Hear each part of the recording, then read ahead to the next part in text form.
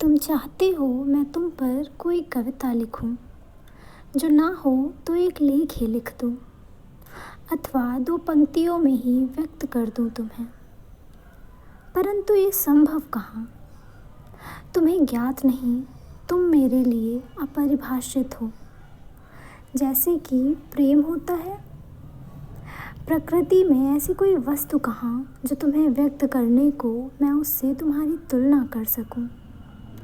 जो मैं तुम्हारे नेत्रों को सागर सरीखा भी लिख दूं, तो भी पढ़ने वाले तुम्हारे नेत्रों की गहराई में नहीं उतर पाएंगे।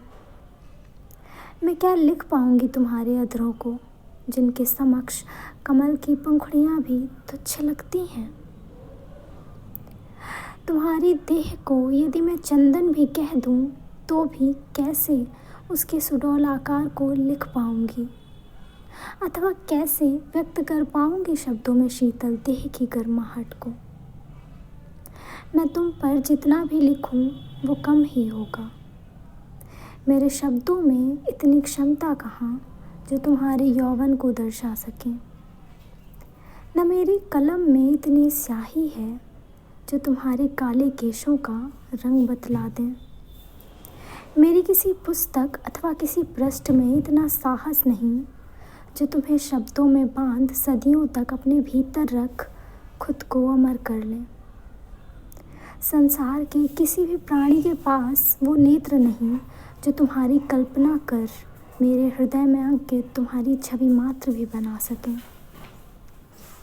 तुम कहते हो मैं तुम्हारे लिए अपनी भावनाएं लिख दूं। कितने बुद्धू हो तुम।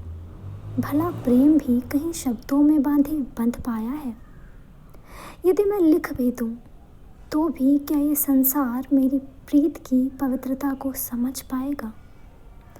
अथवा ये सब करके क्या तुम्हें ज्ञात हो जाएगा कि मुझे तुमसे कितना प्रेम है।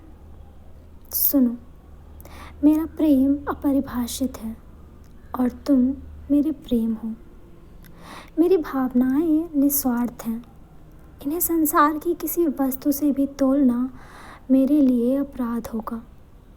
परंतु इतना लिख सकती हूँ, तुम प्रेम हो और प्रेम अपरिभाषित होता है।